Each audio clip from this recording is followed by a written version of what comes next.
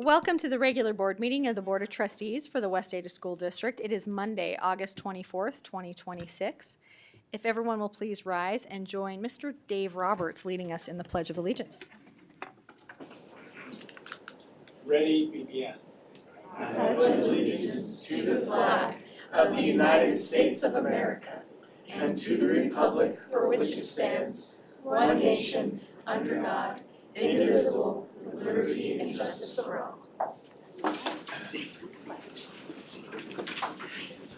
Thank you, Mr. Roberts. Madam Clerk, are there any changes to the agenda? Madam Chair, there are none. We'll turn the time over to Dr. Bubb for some reports and spotlights. Madam Chair, Trustees, would like to start just with the celebration of our staff and our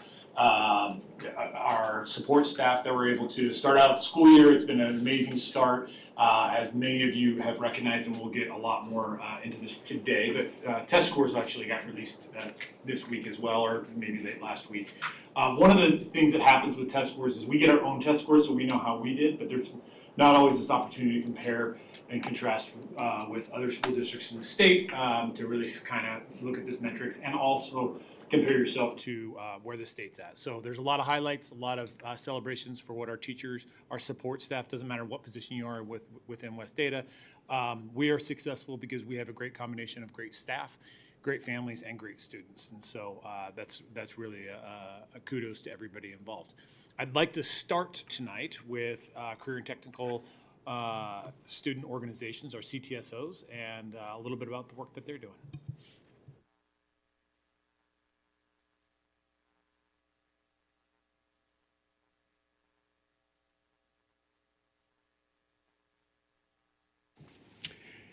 Chair Frazier, Trustees, Dr. Bubb. Tonight, taking a little time to celebrate our career technical student organizations, also known as our CTSOs. Those CTSOs give students the opportunity to take what they are learning in the classroom and apply it in real-world settings. They also build leadership, teamwork, and career-ready skills through competitions, activities, and hands-on experience. We do have 4 CTSOs in our district: Skills USA, BPA, FCCLA, and HOSA. We had 88 students this summer participate in those CTSOs. A few of those students are here tonight. Get a chance to hear from them in just a minute. 18 advisors, Brooke Scoville being one behind me, and we had 4 of those, like I said, those CTSOs. Welcome Brooke Scoville, instructor at Renaissance for our culinary arts and FCCLA advisor, to speak next. Thank you. Madam Chair, board members, Dr. Bubb, executive team, we appreciate the chance to represent all CTSOs, but specifically FCCLA tonight. I wanted to go through and tell you about how students qualify to go to nationals. This is a year-long process. They work in their classrooms with their teachers. Our curriculum is embedded with CTSO competitions and information. Once they decide they want to compete officially, they'll go to districts, qualify there to go to state, and then the top placing state winners get to go to nationals if they choose. It's a really amazing opportunity. The 88 that went to nationals is just a small piece of it. We have hundreds of students participating in CTSOs at many levels: community service, doing things in the community with partners, and also the competitions is a smaller piece of that. So we're glad to be here, and I turn it over to Sophia Hemmer. Hello. Hello, Madam Chair, members of the Board of Trustees, Dr. Bubb, and members of the executive team. My name is Sophia Hemmer, and I am a junior at Centennial High School, and I serve as the District 3 Vice President of Competitive Events. Thank you for the opportunity to allow us to come and share our experiences with you today. I will now recognize the top 10 finishers and gold medalists from this year's National Leadership Conference in Washington, D.C. We have all 10 students achieved gold placement on their portfolios or posters, which means they achieved a 90 or better score. And additionally, 5 students achieved the top 10 placement in the nation. Throughout my time participating in the education and training and the early childhood education CTE pathways, I have learned valuable lessons on how to run and implement activities involving kids, which is what my main event for Nationals was all about. The CTE courses are helping me earn my CDA and CTE diploma, which I am extremely grateful for the opportunity. Additionally, within participating in a CTSO, I have learned valuable life skills like leadership, event management, time management, career specialized skills, and especially confidence in myself, which is why I'm able to speak in front of all of you today. If you would have asked me a year ago that I joined a CTSO, became president of my chapter on the District 3 team, and am willingly talking as a public speaker, I would have called you crazy. FCCLA has truly changed me for the better. I am able to demonstrate effective leadership skills, clear communication skills, and overall, I was able to become the person I am today. With these skills in mind, they have and will be extremely helpful for my career path. I would like to be an occupational therapist or a FCS teacher in secondary education. For occupational therapy, I would like to specialize in pediatrics with special needs. Both of these career paths require an understanding of how kids work and how to adapt to each situation effectively. The CTE courses I am participating in are actively preparing me for a career dedicated to working with children, and I believe these career courses will best prepare me for this career. I will now introduce Megan Peters. Hello everybody, my name is Megan Peters. I currently have the honor of serving as Idaho FCCLA State President, and I'm glad I get to take a moment of your time and share about my experience at National Leadership Conference. While I was in DC, I competed in 3 events. I know it's kind of crazy. I competed in Focus on Children, where I ranked silver with my partner. I competed in Impromptu Speaking, where I received gold level placement. And I also did the FCCLA Knowledge Challenge Test, where I got 100% and ranked 10th in the nation. While at National Leadership Conference, the most important lesson I took away is how I can conduct myself in leadership scenarios. While competing and representing Idaho as a voting delegate, I needed utmost professionalism. While networking with other state officers and with Idaho members, I got to have more of a personable approach. These are lessons I can take back to Centennial High School, where I'm in other leadership positions, future schooling, and future career. I would now like to welcome up Delitzi Santiago to share her experience at Nationals.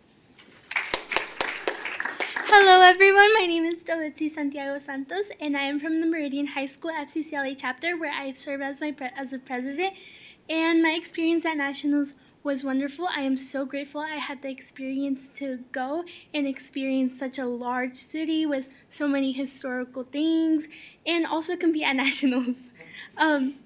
I competed in professional presentation. My professional presentation was about how cancer impacts child development. One lesson that I took away from Nationals was to enjoy the moment. I had never been to such a large city before, so experiencing that was like absolutely wonderful. And as I continue on with schooling, I am currently a senior. I think taking time and really enjoying the moment is so important, because sometimes time and life flies by so fast we forget to enjoy the little things. Thank you.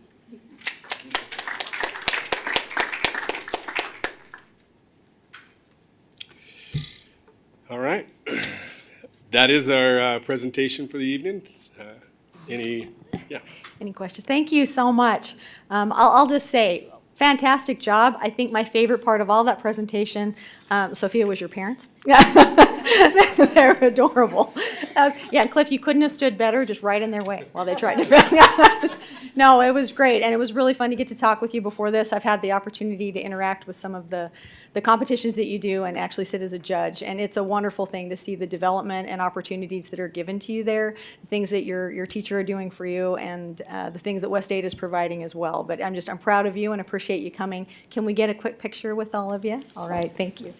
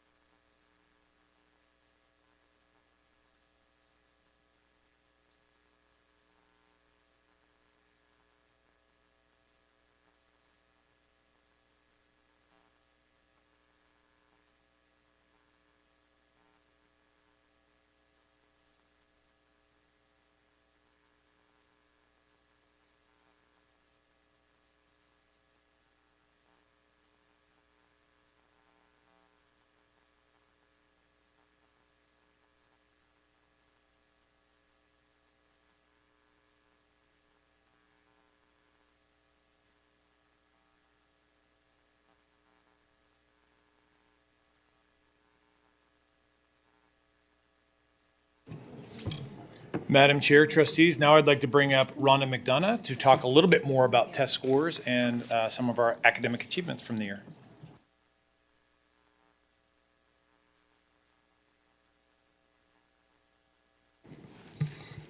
Good evening, Madam Chair, trustees, Dr. Bubb, executive team.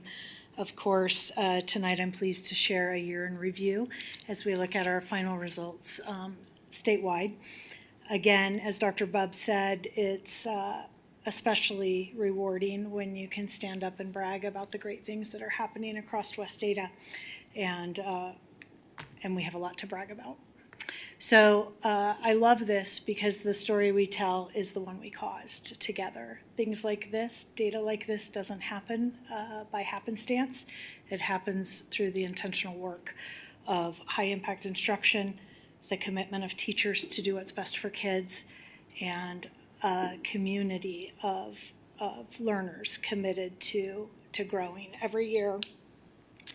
I think that when we look at the snapshots of the district, which many people have maybe already seen, we continue to perform at exceptionally high levels. Again, as Dr. Bubb mentioned, among Idaho's largest districts, certainly, but even against ourselves, which is the best part, is that we continue to grow in every area across West Ada and lead the state really in achievement. Three themes really emerged when you look at the data in terms of a big picture, and what I love about that is there's a celebration at every level. In K-3, the hero of our story is really K-3 literacy. In every grade level, K through 3, our students scored over 80% of our students scored proficient. In 6th through 8th grade, we increased in proficiency or held at proficiency in every grade level. And then in 11th grade in ELA and math, the greatest gains on record in ELA and math. When you break that down, you can see that district-wide K-3 reading proficiency increased, leaving us at 82.5% proficient in K through 3. That means over 80% of our kids left 3rd grade proficient, and we chase that with a lot of urgency. The greatest gains in those you can see, which I'm very proud of, is the work that's happened in kindergarten. Much of this work, when you think about the new testing, is that there has been credit to the new testing system, Amira, is an overall decline. That's actually the opposite in West Ada. There's actually been a significant increase. And what that tells us is the intentional focus on explicit instruction in phonics and the commitment to our teachers to deliver that consistently in kindergarten. You can see the climb with over 11% in 3 years. What I love about this graph is it shows the cohort data. There's not one cohort that didn't grow. And as you see 3rd grade stabilize instructionally, as the kids come up, as each group comes up, they grow more and more. I think there's a lot to say about that you're holding at a grade level at proficiency levels, but then as the cohort comes in at a higher proficiency level, you keep moving that over and over again. When I talked about what we caused, that's exactly what I mean, is that we caused that growth through an instructional focus around explicit instruction, that must know, must do concept, and the urgency we feel around literacy. As I mentioned in the other grade levels, we see that also in ISAT, ELA, and again, I want to spotlight just a few grade levels so that you can see how the commitment continues to build, is that in 4th grade, this was also a high point for us. For 4th grade to 5th grade, we grew in almost 5 points of proficiency. Again, when you break that down into numbers of kids, I think that that's even more impressive, but always you're wanting to grow more and more students to proficiency so that we can target the students who need additional support. So I think that when you look at the K-3, and I mentioned earlier when I presented before, is that, and Dr. Bubb did tonight too, is that I don't know in our careers that we expected to see those levels. I think that it was at times, and the higher it grows, the more you realize that all kids can learn, and that's our commitment, is to make sure that they all leave us as proficient readers and that they leave us proficient in problem solving and mathematics. So with this, it's just, again, that relentless approach to reading in 4th and 5th grade. As most people know, if you've been around. We focused a great deal on math this year, particularly at the secondary level, and we got a lot of return for that. In 6th to 7th grade, this was our biggest cohort jump. You saw that we increased the 6th graders, 6th to 7th grade cohort almost 4 percentage points. Again, to make those kind of moves, when you talk about percentage points of numbers of students of proficient, it's hard to grapple with a 5% being such a big increase, but I will just say you don't see increases like that very often, and we've saw it in multiple grade levels over and over again. I would say that high school might have a lot to celebrate right now. We're very proud of what has happened in our high schools, particularly in mathematics. Math proficiency rose across the district almost 5 percent point, in our high schools at grade 11, almost 5 percentage points. Again,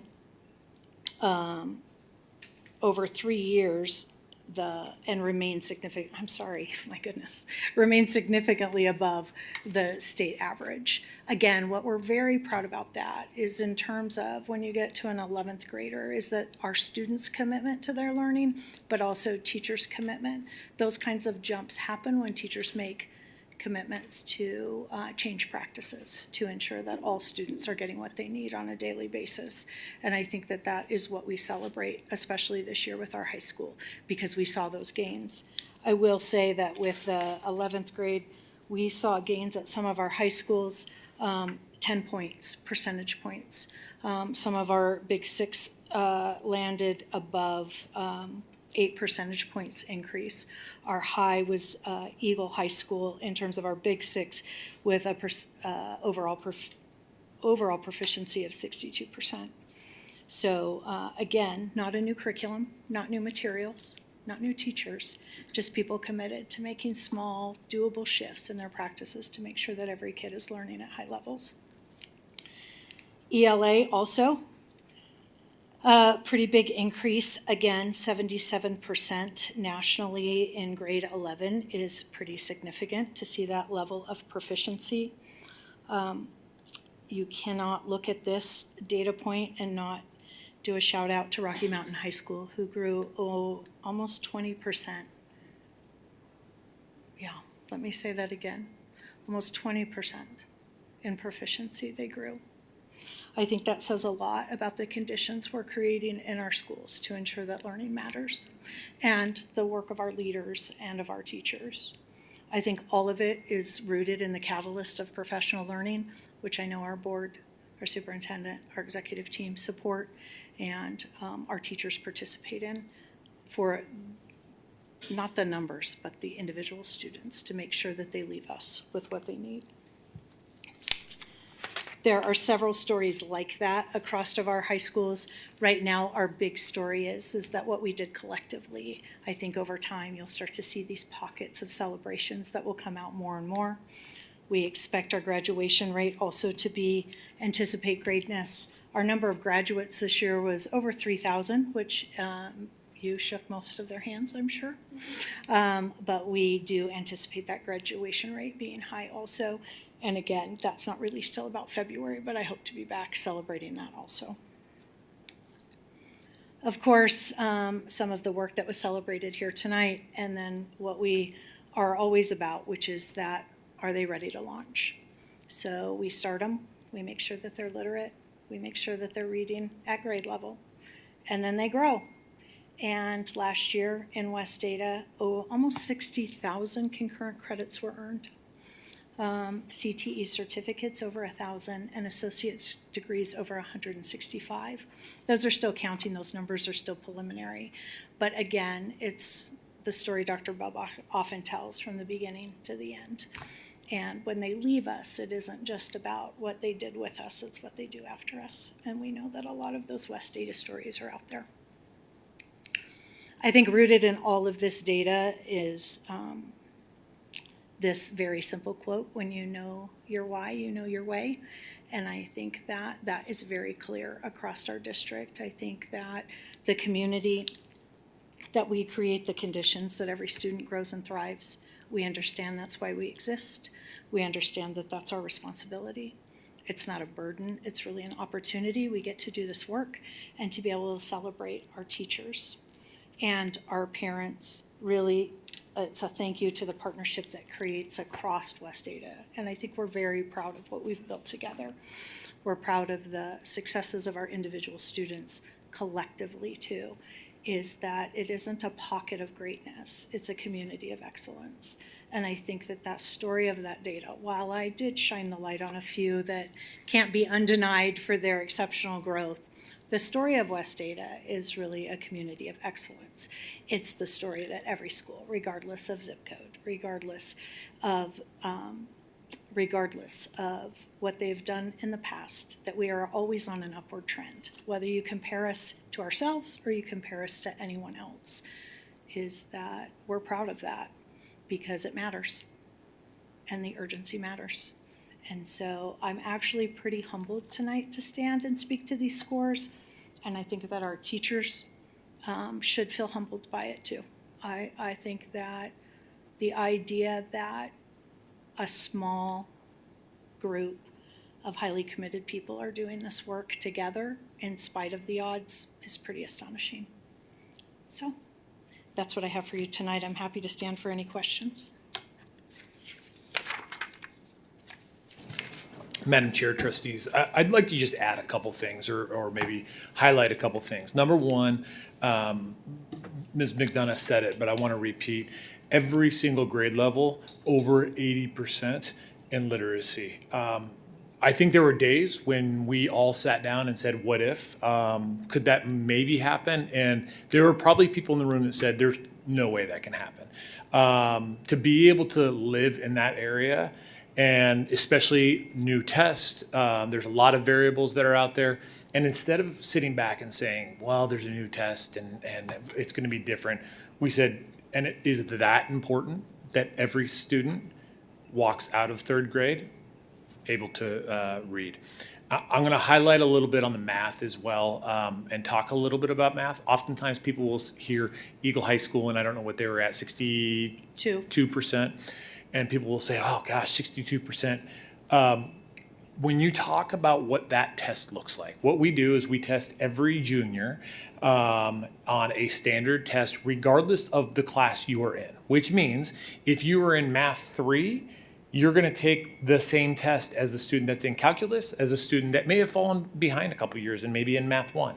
So everybody's going to take that same exact test. What we have found is students that have made it to that Math 3 level, obviously that number is even higher. But to be able to sit back and know that all of our high schools increased, this was a huge undertaking by Rhonda, by her entire staff, by Patricia Vandenberg and that math team to say, hey, we're going to get back to basics when it comes to mathematics, teaching mathematics. We're going to value what the teacher does in front of our kids every single day. I think there's a huge shout out to that. Middle school is a challenge across the state, and we continue to beat that norm and extend that gap. And then I would talk a little bit about ELA, and you look at 77% or whatever the number was on their ELA, that includes every single school in the district. So when you talk about our comprehensive high schools, we have comprehensive high schools, Rocky Mountain High School at over 85%. We have Hawaii High School, over 84% of the kids proficient at grade level. Those numbers don't happen very easily. And to know that then you bring principals back, then you bring teachers back, and all I keep hearing is, oh, just wait until next year, says a lot about the culture of this district. And I'll just celebrate you, Rhonda, in your first year as a Chief Academic Officer of Teaching and Learning, being able to wrap your hands around that and say, hey, we're going to continue to challenge ourselves, embrace the culture that has been set, and push the norm a little bit has been really impressive. So thank you. I think the foundation goes long before I was fortunate enough to stand in this position. As we've looked at like the legacy of excellence, I think that what was not a surprise to me, but was really affirming is that when you give teachers the right professional learning and when you engage them and you're open to learning and we learned from them, you spend a lot of time in their classrooms. And from high school, we learned a lot from them this year. And when you do that, it builds trust. And then people care about kids and they want it too. And I am excited. I mean, it was day 3 and we were visiting classrooms and people were excited about the work that was started. And again, we get scores like this and you're living in this like hard to imagine and you see these bumps, but there's still a lot of kids that aren't proficient in West Ada. And that's where our focus shifts quickly. And I'll tell you, it doesn't require that I do that because our teachers are looking at that too, is that it's about every kid, every day. And that's our obligation and that's their right, is to get high quality learning every single day in their classroom. So we are in the pursuit, I would say. But thank you, Dr. Bubb. I love that. Are there any comments by the board? Trustee Benetti? Okay, I just want to do a quick review. And by the way, I don't think our teachers should be humble. I think they should be shouting for the rooftops because they work their tails Agreed. off Agreed. to achieve these results. Of course, everybody else is honored, but I mean, that's what's happening in the classroom is what makes this possible. And I just wanted to make sure I got this straight. I was sort of like looking at the history. So starting from 2022, the 2022-23 school year, those are our highest scores ever in reading and highest scores ever in math. Top large school district in the state of Idaho. I believe that is correct. I don't think it was in your presentation. That's correct. correct, Right. Yes. And then from the school year 2023 and 2024, we beat that record for the highest ever in reading, highest ever in math, top school district in Idaho. That's correct? Yes, so correct. So then from 24 to 25, that was a new record in reading and a new record in math. That's the highest we've ever had and a top in the largest school districts in Idaho. That's correct. And so this is the most recent year, and that's 2025, 2026, which is, again, the highest ever we've received in math, the highest ever we've received in reading, and the top large district performing in the state of Idaho. Is that correct? Correct. So that's 4 in a row where we've made a new record every year since 2022. Yeah, that is very impressive. And no, I don't think our teachers should be even a tiny little bit humble. So thank you. Keep up the good work, and let's keep it happening in the classroom. I would love to do 5 in a row. It's getting increasingly difficult. Like we're going to reach an asymptote at some point. But until then, it's nice to know that we don't rest on our laurels at the top, and we just keep pushing that envelope. So thank you. Well done. Yeah. Madam Chair, Trustee Benetti, I would say I think the Chicago Bulls like copyrighted 4P, so it's probably good that you didn't use that. But again, I think that when I say the word humbled, I think it's around this idea that we get to cause this in kids. But you're right, our teachers, this is on the backs of teachers. What happens in the classroom. And we hope that we're creating conditions for them that cause that, because they create those conditions that cause this for our kids. So I appreciate you saying that. Absolutely. Other comments? Trustee McCullough?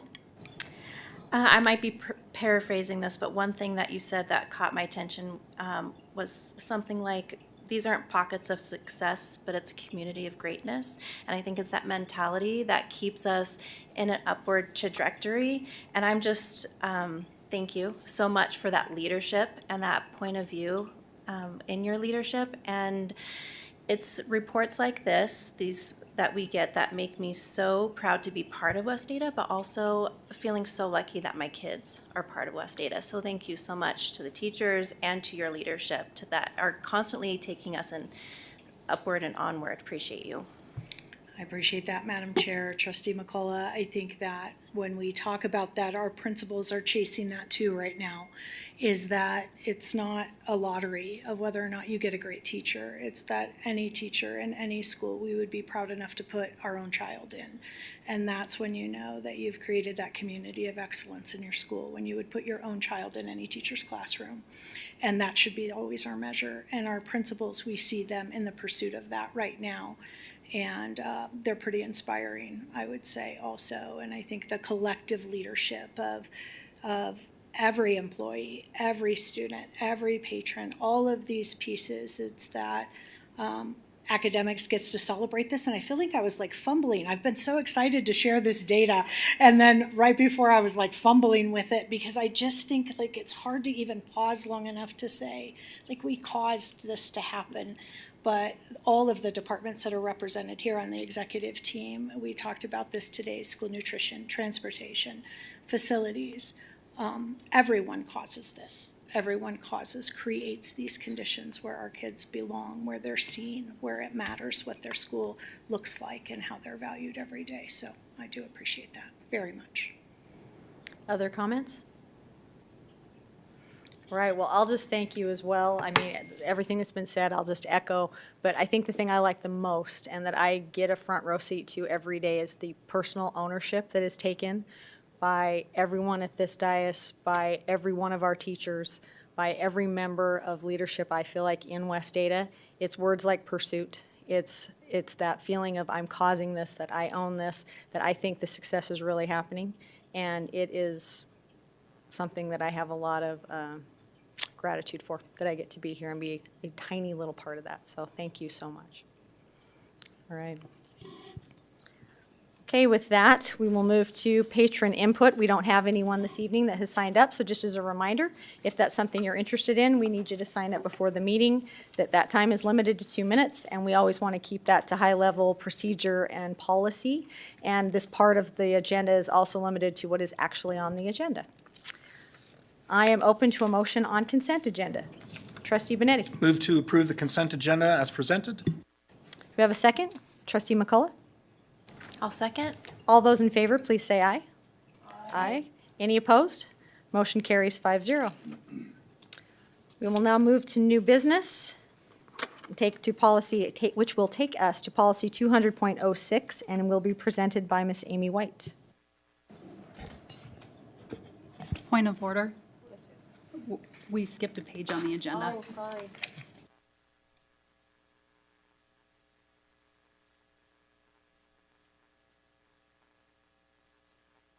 I'm so sorry. Yeah, it was at the bottom and the page flipped for me. We're going to start with policy 100.03. That was a test and you passed. Good job. Okay.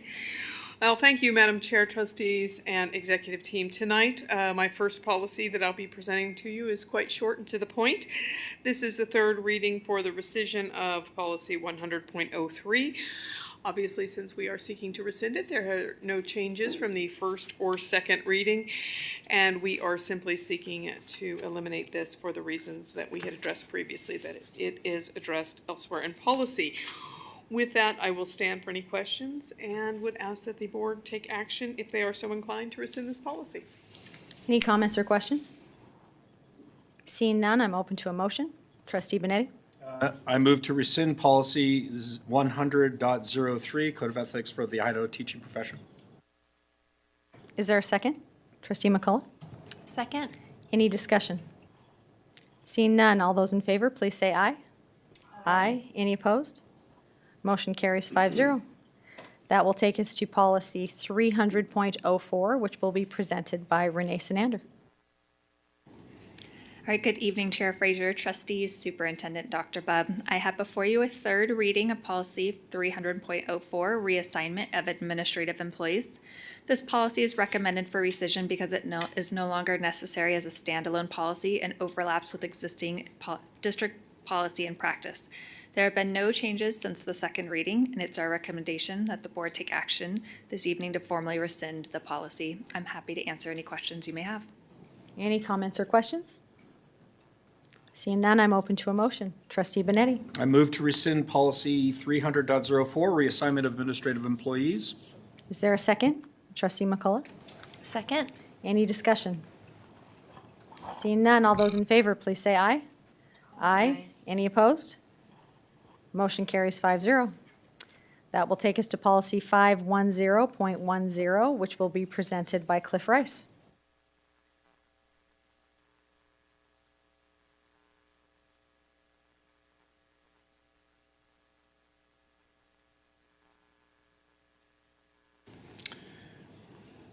Chair Frazier, trustees, Dr. Bubb. Tonight I'll be starting out with policy 510 enrollment and its accompanying AR for the third and final reading. There's been one correction to the administrative regulation since the second read. That is located at the end of section 5 under guidelines. We noticed a verbiage change there. We changed that from a less than part-time. The language really should be corrected and has been to less than full-time. This was the only correction made since the last reading, and there have been no changes to policy 51010. Happy to stand for questions. Any comments or questions? Seeing none, I'm open to a motion. Trustee Benetti? I move to approve policy 510.10, student enrollment as presented. Is there a second? Trustee McCullough? Second? Any discussion? Seeing none, all those in favor, please say aye. Aye. Any opposed? Motion carries 5-0. Carry on. Chair Frazier, trustees, and Dr. Bubb. Next, I'll be presenting policy 51210, adult enrollment, 21 years of age or older, and its accompanying AR for the third and final reading. There have been no changes to either the policy or the AR 51210 since the second read. Happy to stand for questions. Any comments or questions? I'm open to a motion. Trustee Benetti? I move to approve policy 512.10, adult enrollment, 21 years of age or older, as presented. Is there a second? Trustee McCullough? Second? Any discussion? Seeing none, all those in favor, please say aye. Aye. Any opposed? Motion carries 5-0. If I can ask on this next policy, can we make sure it's up for us in front of us to see? That'd be great. Thank you. Carry on. Chair Frazier, trustees, and Dr. Bubb. Next, presenting policy 51710, international exchange students and its accompanying AR for their third and final reading. There have been no changes to the policy or the accompanying administrative regulations since the second read. Happy to stand for any questions. Any comments or questions? All right, I'm open to a motion. Trustee Benetti? I move to approve policy 517.10, international exchange students, as presented. Is there a second? Trustee McCullough? Second? Any discussion? Seeing none, all those in favor, please say aye. Aye. Any opposed? Motion carries 5-0. All right, next, Chair Frazier, trustees, and Dr. Bubb, presenting policy 53210, student safety, privacy, and support, and its accompanying AR for the third and final read. There have been no changes to this policy, 53210, or the accompanying AR, since the second read. Happy to stand for questions. Any comments or questions? Seeing none, I'm open to a motion. Trustee Benetti? I move to approve policy 532.10, student safety, privacy, and support, as presented. Is there a second? Trustee McCullough? Second? Any discussion? Seeing none, all those in favor, please say aye. Aye. Any opposed? Motion carries 5-0. Chair Frazier, trustees, and Dr. Bubb. Next, and finally, policy 51810, education records for its second read. There have been no changes to the policy since the first read. Happy to stand for questions. Any comments or questions? All right, thank you. And you're done. If I can invite Renee Sinander up for policy 403.40.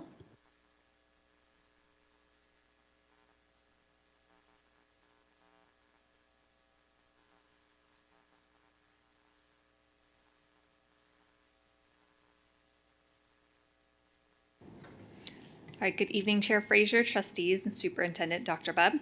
I have before you a second reading of policy 403.40, hiring. There have been no changes since the first reading, and as a reminder, the recommended revisions include simplifying the title from hiring and selection to hiring, which more accurately reflects the broader scope of the policy, as well as adding an accompanying administrative regulation addressing district procedures for resignation, separations, and retirements. The proposed revisions also clarify the authority of the superintendent or designee to accept an employee's resignation or separation pending formal ratification by the Board of Trustees. This allows for a more efficient administrative process while maintaining appropriate board oversight. I'm happy to answer any questions you may have. Any comments or questions? All right, thank you so much. That now takes us to new business and policy 200.06.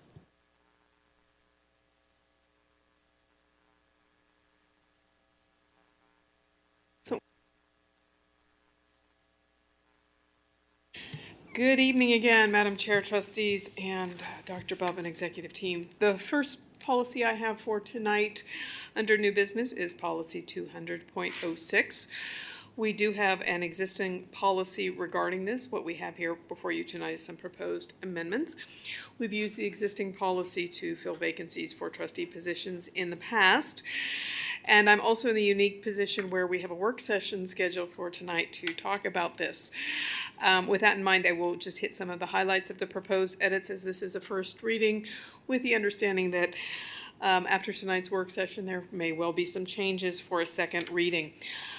Okay. The proposal tonight seeks to primarily change two sections of wordsmithing relating to such a board vacancy. One being that the board shall notify the public of the application process to fill the vacated office through the normal channel of district communications, which includes but not limited to the district website, email, and social media. And such notification shall occur within 3 business days of the declaration of the vacancy and will include a deadline no sooner than 14 days nor no greater than 1 month from the date of notification. So you're creating basically a 2-week window time period for which individuals can declare their interest in the vacancy. The second change is also relating to the fact that the board clerk will submit to the Board of Trustees a list of all properly qualified applicants no greater than 3 days after the application deadline. So after the 14 days to 1 month in that first change, then there is a 3-day period for which the clerk shall provide to the board the interested applicants for the vacancy. And as I indicated, we do have a work session on this after we're done with the next policy. So depending upon the content of that discussion, reading 2 may have some changes. Any comments or questions at this time? All right, thank you. Madam Chair and Trustees and Dr. Bubb, I am the next up as well with policy 202.02, which is subject matter of policy readings.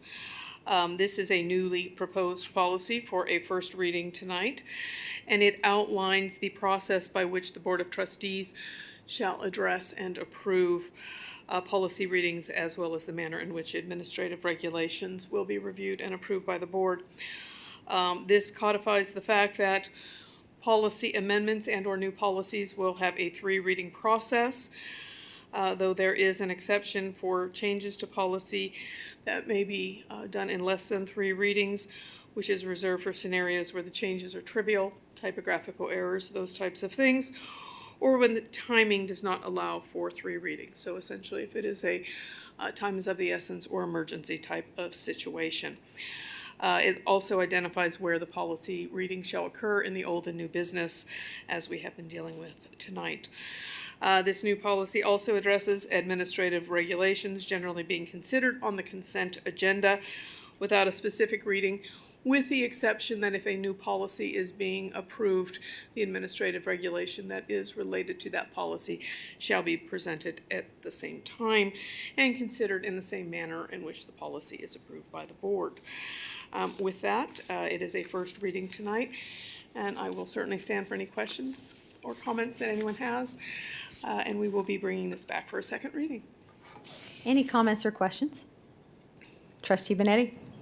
So my understanding is that this is merely a codification of our existing procedures. It's everything that we do today, we just never had a policy for it, so that's the purpose of this. And Madam Chairman, Trustee Benetti, that is correct. This follows the protocol that the district has been following. It's just putting it into actual policy, black and white.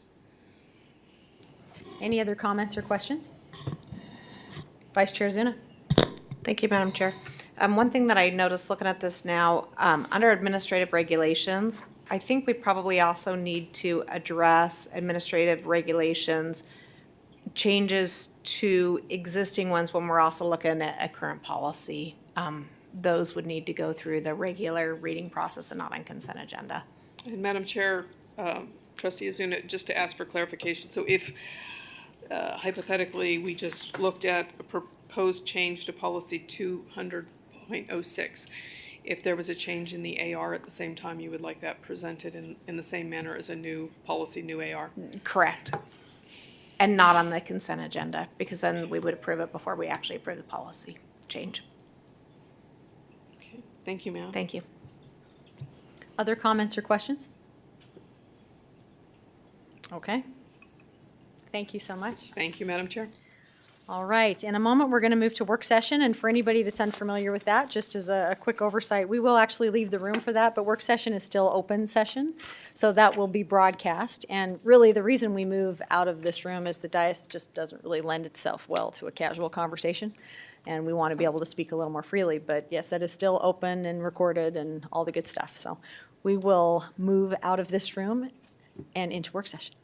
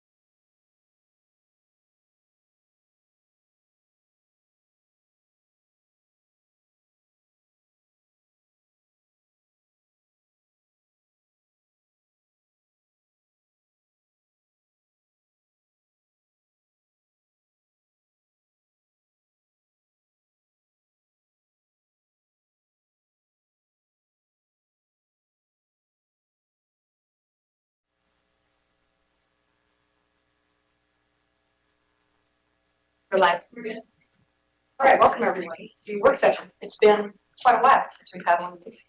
So we're just here to talk about the vacancy policy tonight. And one of the big questions that came to my attention was that we have, beyond the questions that's asked in open session of any applicant, there's the actual application that the folks go through. We actually have 3 people on the board right now. Evelyn, David, and Renee have gone through this and filled out that application, which is super helpful.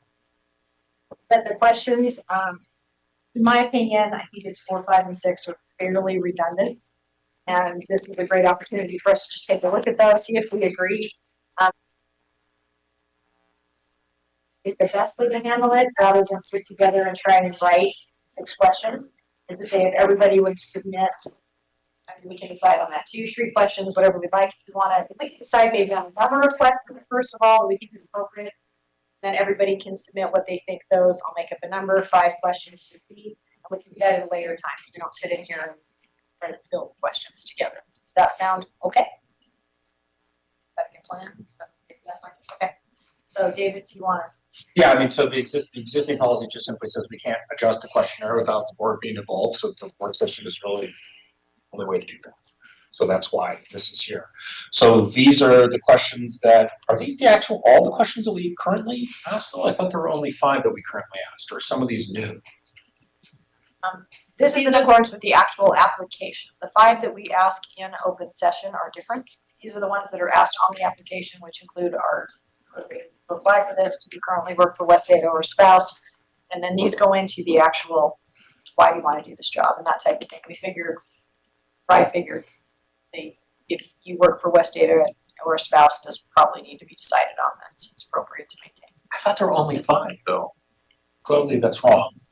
These are the 8 questions you sent me, and I did pull up the application. These are the 8 that are not demographic questions. It's not. Right.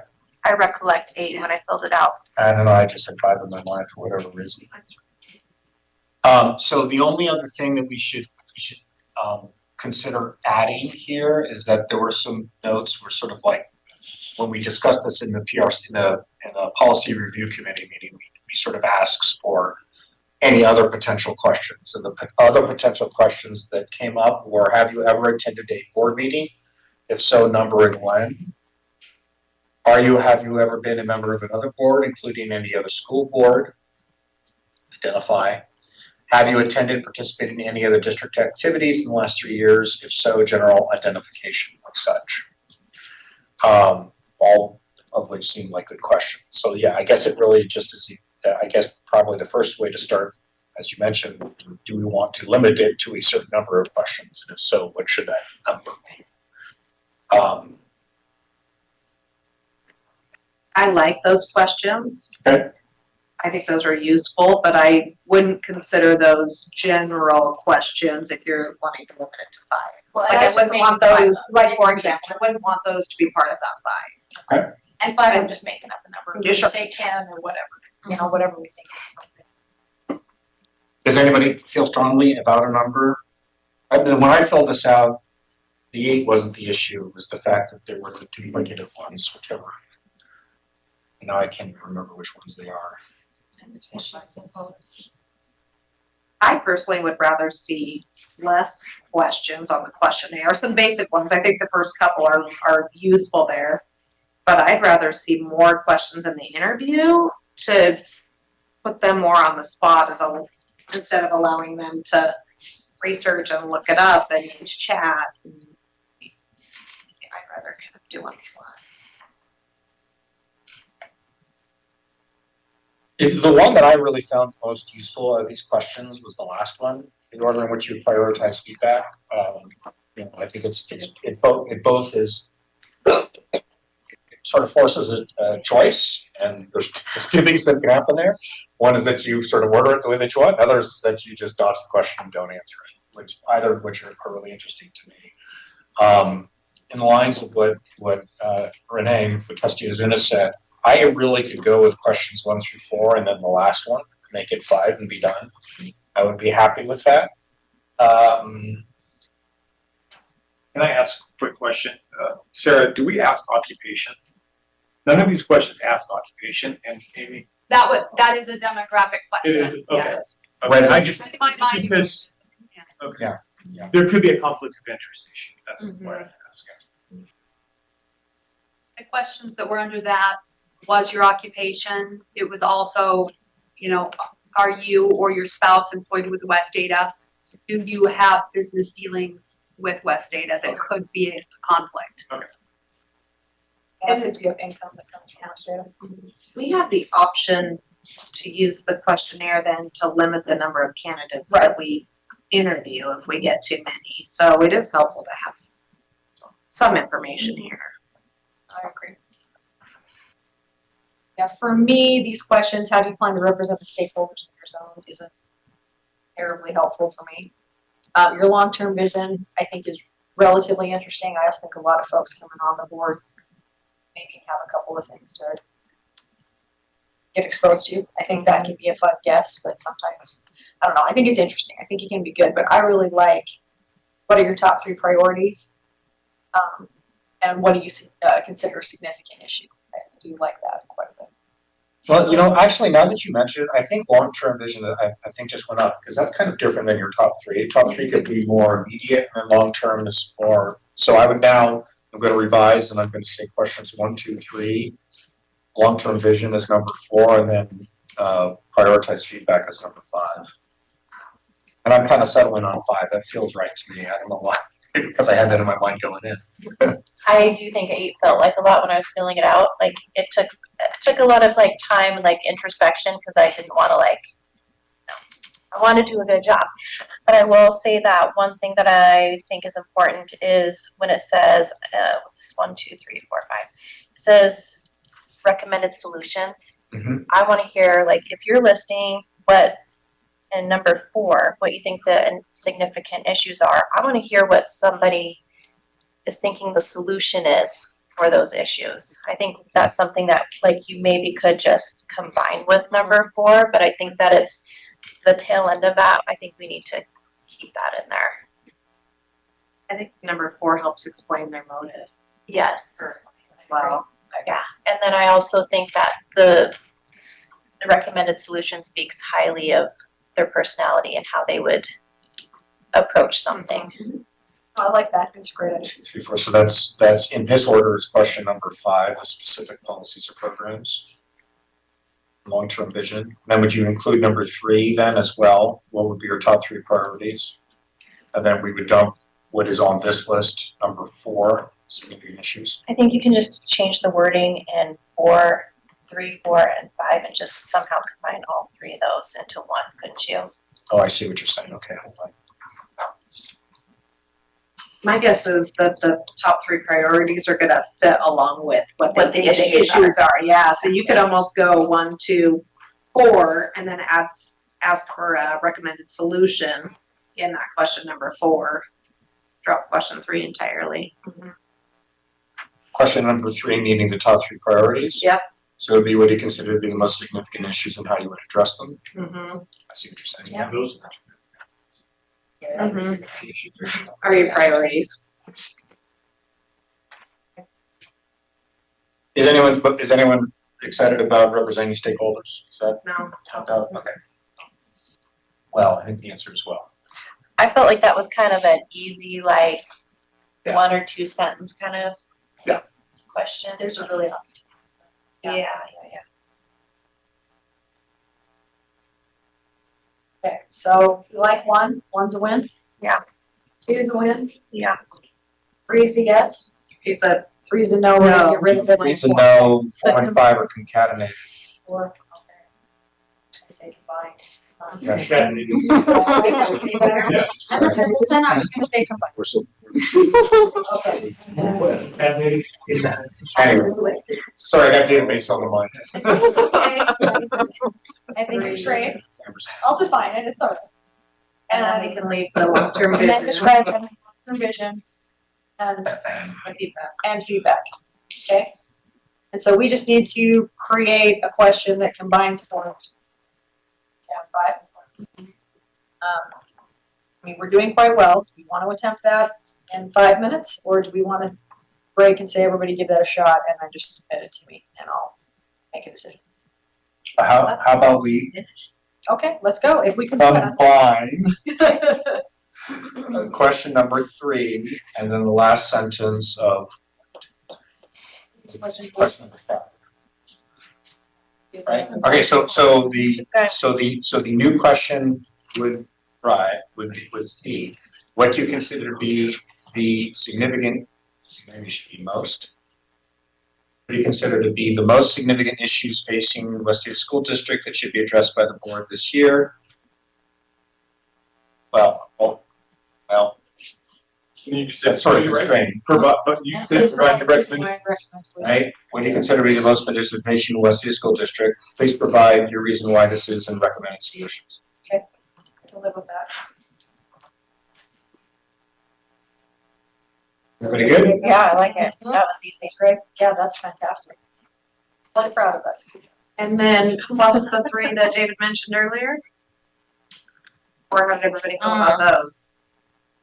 I don't mind including them in, and just I'll refresh your memory for what they are. I don't mind if somebody wants to use their questions that way. Have you ever attended a board meeting? Have you ever been a member of another board? Have you ever participated in district activities? And when you say, have you ever been a member of a board, is that a member of a school board or just a board? Exact phrasing of the question as proposed was, have you ever been a member of another board, including another school board? So did you hold positions, identify central positions? The only reason why I think that it can feel like a gotcha question, right? So let's say they haven't, right? Could make them feel, fine. Actually, I'll ask it. Yeah, but that's the only reason I would sort of hesitate, right? It's like, particularly like if you haven't been a member of another board, would somebody be dissuaded and therefore never take their first opportunity, right? Because you're putting them on the spot. No, I haven't. And then the only other reason is that if you ask the question, right there, have you ever been to any activities? You could get brain lock, right? You could have somebody as PTA president who's taught football games and somebody like, oh, I can't figure out anything right now. Let me ask this. Would it help inform your decision on whether you like sleds? Either the answers. So for me, whether or not a person is engaged and involved is pretty high up there, right? And that to me is, are they taking advantage? Like, have you been there, right? Or are you, sort of carping around the edges and sort of swoop in and turn everything upside down, but you don't have What about being a board member? That's less important to me, because I don't think, it can also be a contraindicator, right? It's like if you're a board member in some other school district, that wouldn't necessarily be exciting to me, right? So, and we can also find that out ourselves. I think question 2 gives somebody the opportunity to bring that up. What knowledge, skills, and abilities do you bring?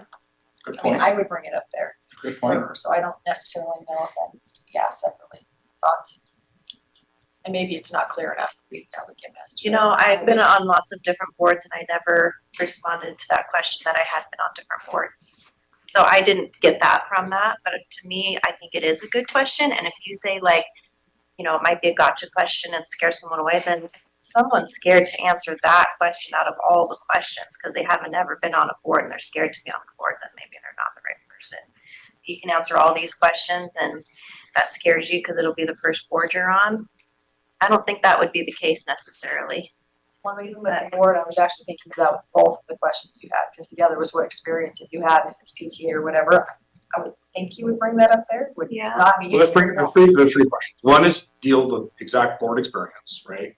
And then the second one is, have you ever been to a board meeting, which is again a sort of like, how engaged are you? And then the third aspect is just, what is your general activity level? Have you been to anything? Are you concerned with our district at all? There's two aspects to it. There's getting the answer to the question, which can be probative, or do you want to put it in advance in writing so they have time to prepare and think about it, versus asking a question on the spot, which will only be on the spot for one candidate, right? And everybody else will have an opportunity to think about it. So, comfortable either way. If you all want to include those three, we can. I think they're good questions. Whichever you'd like to. Do you have any thoughts on that, Megan? I think they're easy to answer questions. They don't require a paragraph. They like it'd be okay to add them. I like them. I find value on the board. What kind of board are you on? Are you volunteering your time? This takes a lot of time. It's an unpaid position. I think it gives us insight into that. Have you been to a board meeting, or have you listened to a board meeting? I mean, if you're doing the application, I sure hope that you showed up at our last meeting and know what you're getting into. There's value in that. How engaged are you in our schools? Yeah, if we get 3 applicants and we're interviewing everybody, that's one thing. But if we get 10 and we're going through them, I think it gives us a lot of insight. Yeah, they're almost demographic questions. I think, I was I just feel gonna like say, that's they're neat. demographic questions. I feel like they fall under the list that Sarah read earlier. And if we're asking for people's resume, which frankly, I hadn't written a resume in 15 years. I literally had to write a resume for this job. I did too. I like what Megan said, where like some of these are very, they're very thought-provoking questions. You have to put some time into answering it. And so to throw in a few that are like easy, like have I been to a board meeting? Yeah. Yes or no. It's kind of maybe nice to break it up. I know it took me several hours to fill out the application or just to fill out the 8 questions to make sure that I filled them on top of each other, like they built off of each other and that they were cohesive and like it took, I really took some time. Was evident, by the way. Oh, thanks.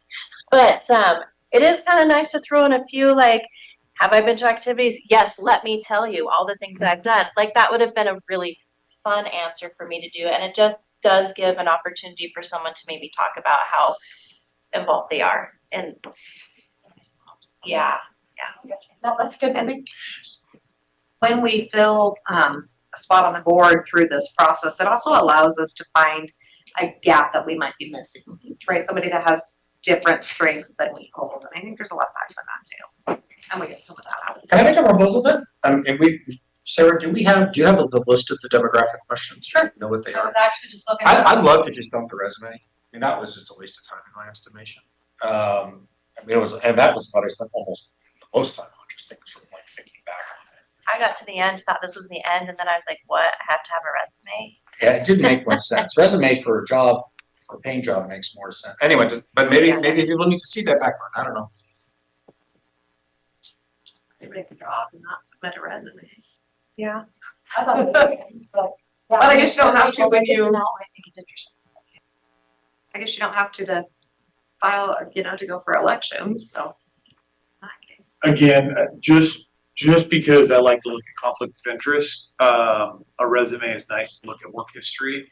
Just because you say I don't have any conflicts of interest now, doesn't mean that I didn't work for an architect firm, 6 months ago, and now I work for a different company. Or technology companies are widespread, and there's technology on every single one of our agendas. So we would want to at least know that going in, if they are a competitor or something that you're doing business with. Often you have to recuse yourself. What about resume or online job profile, something like that, right? So that you can just send a link to your LinkedIn profile without having to literally create a PDF resume. Or a work history. Whatever. That's it, just basic. I guess I would get it there too. Because resume implies a certain form. Sure. Anybody feel strongly about that? I'm comfortable with either. I just like getting to know somebody. I think a resume is a good way to do it. I think the board questions could be, if you don't mind having them in advance, I think they work as demographic questions, right? So we add them to demographic questions. Because looking at these are much more, less mechanical, they're more substantive. Why do you want, what's your long-term vision? What are your priorities? Those are the more payload questions, and the other ones are just sort of like bullet points. So there's already two go ahead. I'm sorry. I was just going to say that there's already 2 demographic questions that you could possibly just tweak a little, because one asks if they've ever served on the West Ada School Board previously. Okay. But then the next question is just open-ended and wants to know if they've ever held office in another elected position. We should probably know, you can erase the, have you ever served on the West Ada School Board? Yeah. We should probably know that, unless they're all, Yeah, that's literally a question. I'm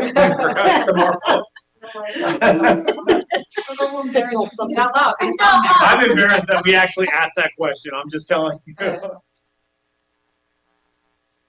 So I just think that tweaking that demographic question maybe. Okay, so that would take care of that one. And then the other two questions could also be its own, have you ever participated in district activities? And then it could be, example, board meeting, athletic events, PTO, TA. Yep. Is there any question that we need to co-op? So those are only two demographic questions, or what are they? I can read through them all if you'd like me to. Yeah, Those please. are the ones that were kind of speaking to the topic of. Let's read them all, so if you see anything else. So it starts right at the top. Am I 18 years of age or older? Yep. I am a resident of the state of Idaho. I am a resident of the West Ada School District, currently living in whichever zone you guys have a vacancy in. Yep. I am a registered voter in the state of Idaho. Yep. I am not disqualified by the United States Constitution or laws of the state of Idaho from holding civic office, and I am eligible to be appointed a member of a governing body. Yep. Have you ever been convicted of a felony? I am or my spouse is currently an employee of the West Ada School District. I have relatives employed by the West Ada School District. I have served on the West Ada School Board of Trustees in the past. I currently hold an office for another elected position. I am available to attend regularly scheduled board meetings, special session meetings. Other elected offices. And then it goes into the same questions. You would have to be in the state. Yeah, it wouldn't be a citizen here and hold an elected office somewhere else. Yeah. If we don't know that, that's another concern. I would assume that. So we could strike that one, but the rest of them, they may have to ask. On a relative question, what is the exact phrase? Yeah, so if it's a spouse, you cannot be on the board, but any other family member, you can. What's the requirement around that? And maybe we should just say that after that question. I don't think it's a requirement. Spouse is fine. You can't, there'd be a lot of things you couldn't vote on. Spouse can. Yeah. I just A spouse is fine if you are a school district of less than 1,500 students, so we do not qualify for that. Other relatives within the first and second degree of affinity and consanguinity, you may have to recuse yourself from certain activities or certain votes per statute, but we're too big to qualify for this. Should we add that right after that question? And do the statutory reference. Yeah, okay. Because it might stop somebody. I can see somebody saying, yes, my wife works for the district, and then they finish, they just keep doing the application. Yeah. You put right there, and then they would stop. I They're think just that's done. probably Mhm. Or someone that has a child or a sibling that doesn't think they qualify, but they still could. Yep. It's probably worth knowing. Okay, so then to those demographic questions, we'd add one more about activities broadly, that for examples that would include board or other boards. And then the, that's it. Yeah, that's it. And Everything then, else is covered. Yeah, so that's easy. Okay. and then do you want to play with the way it looks and see if we want to do like a work history section or if we want to do resume? Does anybody care? I just cared because it was wasted work for me. It's a lot to format, do all. I don't mind doing the, I mean, I think that there's a sort of like, there's a lot of work involved with this job. So I don't think we should make it too easy because it's sort of like, hey, by the way, this is an important job, you're gonna have to work. But I think it's more along the work of really being thoughtful, answering questions as opposed to busy work, for creating a resume, which is the way that I felt. I think that's me. You work history. What's that mean? Yeah, and you can even say or. Some people have resumes. Right, yeah. Those ones, so they could say, you could say, give your 10-year work history or Attach a resume. Yeah, I like that. I do too. A lot of people do have a resume. Yeah, I think we're, you okay with that, Dave? Okay. Do you have clear list, Sarah? Do you feel like you have a? So I've got 1, 2, 4, and 5 combined. 6. I'm confused. Is 7 in or out? Is it out? Okay. And then 8 is in. 8 is in. And 4 and 5 we wrote. Yep. Do you need me to reread that, or are we all good? So if you want to reread it right now, it'll Sure. take the time. So the first half of that number 4, what do you consider to be the most, that word, significant issues facing WASD, period? And then please provide your reasons why, and recommend solutions. Perfect. Thank you.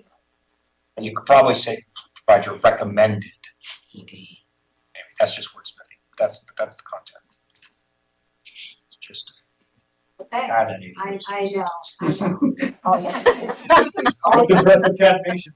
Thank you. I'm glad we updated these. I hope we don't ever have to use them again. Yeah, fair enough. I know, I was like, why are we doing this?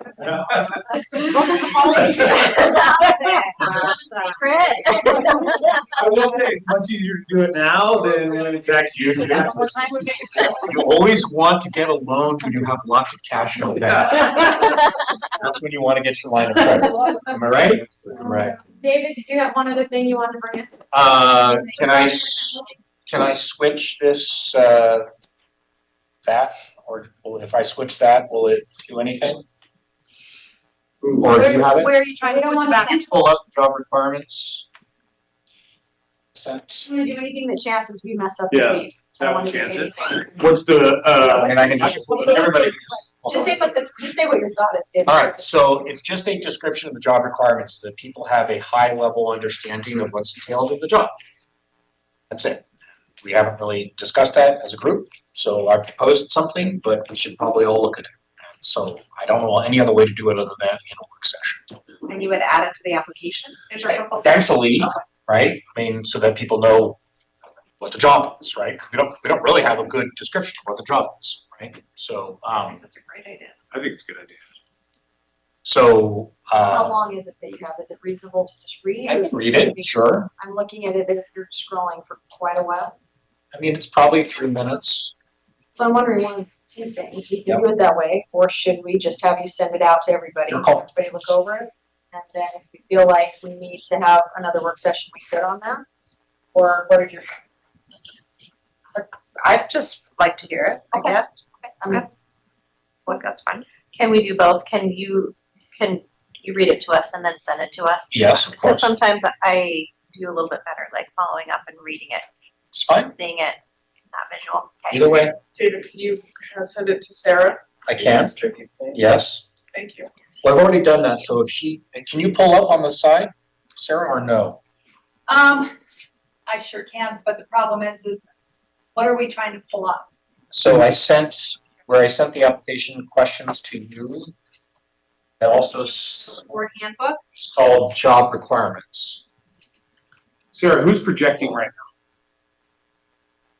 This room is projecting in Sawtooth, but I can No. join now? it. Who's projecting, whose is that right That is the boardroom. But is it coming off of your Yours computer? camera. or is No, it is not coming off my computer. I could join the Teams meeting and share. there? Oh, I love this. Let's do that. I'm just trying to determine I'm not sure she which has one. document I'm supposed to be sharing, because if you just sent it, I haven't received it yet. No, I sent it, I mean, it's the same thing I sent when I sent the questions. And so that's what I was just asking you. Is it the one that you entitled Board Handbook? Oh, apparently I titled it board handbook. Is that it? Yeah. She's already got it printed out. Hey, Oh, that's so Sarah. that is so sad. I didn't realize I was Sarah on was it. Just a shut. Oh, is it this? Oh. It does not say job. Good, thank you. So the answer to the question is yes. Thank you. I could project it, but I don't have. Copy.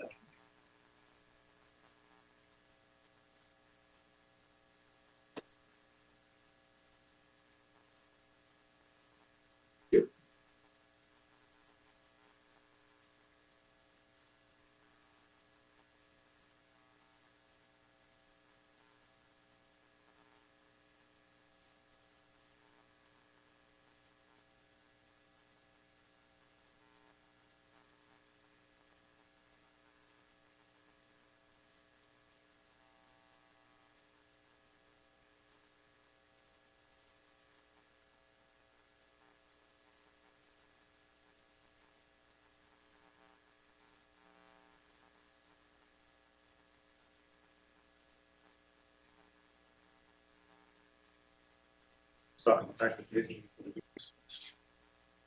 I was watching this. That's what we want. There's longer than I thought, I guess.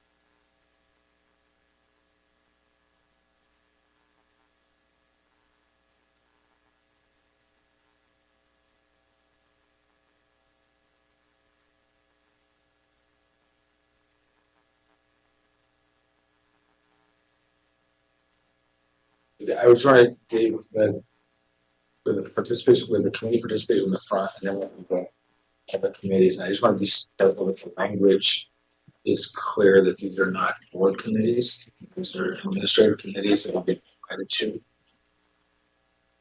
Okay.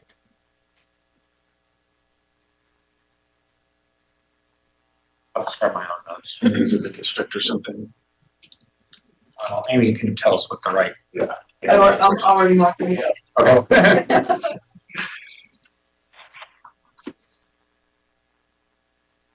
If I might ask David, envisioning this being attached to policy 206 is basically a job description so somebody knows what they're getting into? So the thought process for this is, yeah, so like Okay. when Sarah, if and when we have a vacancy, Sarah or clerk produces a page, and the page is like, there's an opening for the trustee, and then somebody like says, okay, what does a trustee do?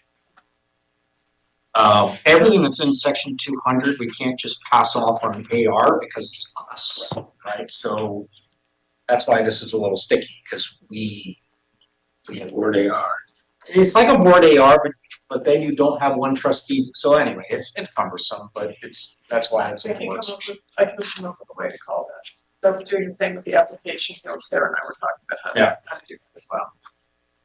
So it doesn't have a formal name, but as long as we all sort of know what we're talking about, and anybody has the opportunity to sort of raise their hand and say, no, let's do something different, that's good enough for me. I like the idea. I would just want to take this home and go over it. There's Yeah, something I want to change. But I like the idea. The idea. Okay. Like something on the application that's more like a paragraph, really short there, but I like the idea of working in the expectation. For us to be used for other reasons. Fair enough. Anyway, we don't have to argue on this, that's just, wanted to get the ball rolling. Okay, so we have questions that we feel comfortable with. But this piece, everybody takes home, looks at, I want to say, back to me in a week. Is that enough time? Does that go too fast? Just let me know if yes, you think it's a good idea, and if so. Madam Chair, back to Sarah. Okay, back to Sarah, thank you. And what changes, if any, you would make. So today's Monday. So next Monday, what's the date on that? 31st. So the 31st, have it to Sarah by close of business. Does that sound good? I guess what would, so give changes to Sarah that would be used on the application, and then what happens after that? Well, the application's this, like this kind of piece, if this is gonna be added to the application, yeah, like, let's just see if everybody even wants to do this, like, go ahead and look through it, cause like you're saying, you might like a paragraph. I've glanced through this is new information, so I just need to digest it, see what I think. But yeah, but get back to Sarah, cause I can't do that. So get back to Sarah and decide if it's something you wanna do, and then if so, if there are easy changes, if you feel like they're small, whatever, and then we could look at a work session again, to sit down and do it. Does that sound okay? But yeah, we just need to find out if it's something that we wants to do. And Sarah, does that sound okay? So I can just do all the edits, and then if it comes back, it can just be attached. Well, let's just see what that looks like. Yeah, I mean, take this a step at a time. I don't think we necessarily need to come into a work session every time we want to wordsmith, that's what I'm saying. Sure. Well, let's see if we're wordsmithing or if we're completely overhauling. That's Sound fair? Yep. Okay. Good 31st, can you send out an email with the information and this account? Do it as well. Yeah, I will actually send this out in editable format. You guys just strike throughs and improvements. And then Amy, would we have to approve the new application, what that looks like on a consent agenda, for example? What I am envisioning currently, and I may entirely change my mind between now and then, is we probably have a policy committee meeting again beforehand. Oh, that's a good And I idea. would bring it to you guys just to show you what information has been changed. I had asked Sarah if in our current setup of policy, if we have the ability to make something called a form. A lot of districts will have forms in their policy manual, so it would be 200.06 board vacancies F1, which would be the application with this attached to it. So it would be a first for us to have a form, but it's very common in a lot of district policy manuals that they have standard forms. That would also, under the policy reading that you did tonight, you could amend it on a one reading kind of thing. But at least it's the base for you to start with, that the next board doesn't have to recreate or figure out, or, you know, we all go down in that tragic plane accident and nobody knows what it is. Okay, perfect. Yeah, that was the general thought process that I currently have. I like it. Sounds correct. Okay. You don't necessarily have to move back to the board to close, or the boardroom, I should say, to close. So I don't have my gavel though, so that's really sad. So go to the order. No one signed up tonight, so we don't have to move back. Listen to that. The other room. Any future agenda items? I have one. I was just thinking about all of the facility work that we have going on, and I think it would be helpful, because I'm losing track a little bit, but I think it'd be helpful if we had quarterly updates, calendar quarter updates on facilities as we kind of move through some of the big projects that are going on. I don't know how anybody else feels about I think that. it's a great idea. It's already planned on the next board meeting. Fantastic. I figured it probably was. Great timing. Sounds good to everybody. I guess I should technically ask for a second on that. Is there a second? So we'll ask for a report, decide on what's the form? An update on what's happening. I think I'd like facilities to be a discussion item quarterly. Okay. Quarterly. Okay. Probably just an update. All right, perfect. Any other future agenda items? I'm open to a motion to adjourn. Yes, ma'am? Pardon me? Never mind. Sorry. All right, I'm open to a motion to adjourn. I don't have the Okay, Trustee Brown. A motion to adjourn the meeting. Is there a second? Second. He's got a second. We both want a second. Any discussion? Sure. Seeing none, all those in favor, please say aye. Aye. Opposed? Motion carried. We're adjourned at 7:29 p.m. Thank you.